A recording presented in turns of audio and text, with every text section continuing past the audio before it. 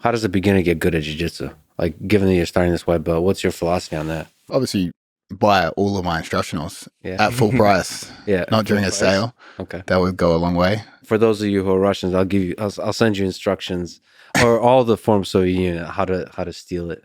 Yeah, I'll discount share. code. I bought them all, so I'll just send it to you for We free. do. I mean, we do have the Makachev 50 discount code. Yeah. Offering discounts to help him out for the rematch. I got the nice. The market share discount. Well, I got 100% discount for you if you need it. But that said, your instructional are both hilarious and brilliant, and it's one of the most respected instructionals Oh, thank you. out there with incredibly great names. Yeah, it probably loses me sales, honestly, due to removing the seriousness of the because they topics we think it's cover. going to kind of suck. It's going to be some funny, gimmicky thing. Or, I mean, some people don't even know if it's a real product. That's a big hurdle I have to overcome is they see it and they're like, is that a real thing? That's a problem. But how does a white belt get good? I think they just have to show up. Just have to put in the effort, try to focus on using techniques in training rather than just fighting to the death, Although that is entertaining for us to watch, two white belts fight to the death. Yeah, but what are the techniques you should focus on? Like, what's the process? What does it mean to show up? Like, how much drilling, all that kind of stuff. Like, what if you were to optimize the first 6 months of a beginner? There's a lot of people who would listen to this and haven't tried. They've been curious. I have a lot of friends who are like jiu-jitsu curious. They're constantly like, looking for an excuse to start. I think it's just got to be as simple as possible. Like we shouldn't be teaching more advanced movements. I mean, obviously in the grand scheme of things, there's highly advanced techniques and then there's slightly advanced. And I think trying to teach those guys real specific positions, even like real specific types of guard, is just beyond them. Mm-hmm. I think the best way to learn is through problem solving.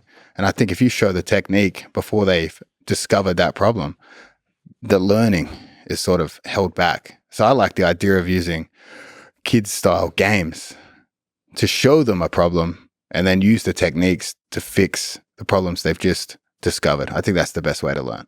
Can you give an example of a problem to show them before you give them the techniques? Like, what are we talking about? All right. So say you wanted to teach posture in wrestling. You could create a game where the game might be get to a leg or get to 2 legs, control the leg, like super simple. But the constraint would be one guy is forced to keep an upright posture, and one guy is not forced, but he's allowed to keep a bent at the hips, lower posture.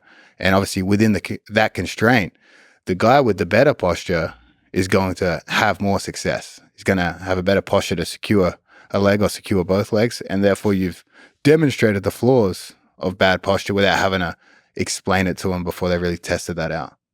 Okay, and then the result of that, you would realize that the bent over posture is better. Yeah, you have that aha moment rather than just having it spoken to you. You wrote, Craig, I'm a big fan of constraint-based learning, I guess which is what you're talking about. I love presenting beginners with a problem before the solution. Like here, attempt to hold side control with no cues on how. Then I see how the guy got out and addressed issue by issue, crossface and hip control and so on. Okay. So what are some other examples, like side control? Yeah, that would be the excellent one. Side control. Like teacher, like obviously we say, you secure a crossface so they can't turn into you. Much easier to have them try to hold someone down without explaining what a crossface is and then use that technique to address the problem they've just encountered. So I think you could do that with a lot of areas of jiu-jitsu, like even more advanced, say 50-50, obviously a mirrored position where you both have access to each other's heels. Most people will stall out in that position and keep their feet crossed. I think a great constraint for both of them, you can't cross your feet. Now you have to learn how to slip the heel hook when they expose it and how to safely re-attack of your own. So the constraint is you can't be too defensive in that position. And I think the rate of learning increases. Why do you think the rate of learning increases? Like, why do you think that works? Because you encounter more problems. Say in that situation, they're going to get your heel a lot more in whatever period of time you allocate the drill for than if the legs are crossed. I don't think the hard part's splitting the legs to get to the submission. I think the hard part's practicing control while they're trying to slip it at a later stage, and then obviously trying to slip your heel when you're in more danger also makes you more comfortable in that bad position if you're used to doing it with open legs. Yeah, I think that probably that style of teaching forces people to focus on, because it's so easy to fall into focusing on like memorizing a particular details of a technique without thinking like, why the hell does this even work?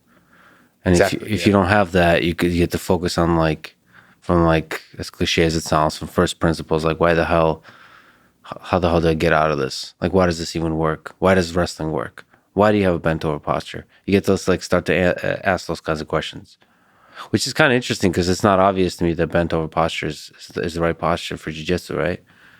I'm confused actually about that. I don't know. About the correct posture. Yeah, for jiu-jitsu. Like what's the right answer? I think bent over posture is still good for jiu-jitsu. Even with the judo and all of that. Like why are so many jiu-jitsu people like at a high level, the posture is higher up?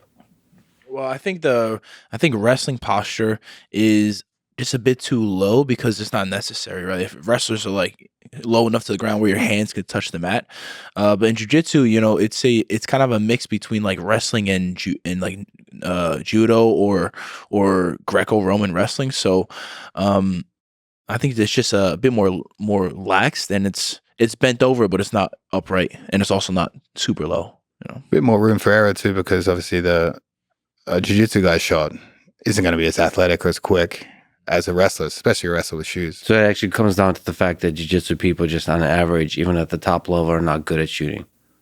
I think so. Yeah, I think obviously, I mean, all the wrestlers in American stuff, they're starting super early, super young. You know what I mean? They've by the time they get to the same age we are, really, in our sport and stuff, they've spent much longer doing the actual sport than the average jiu-jitsu guy.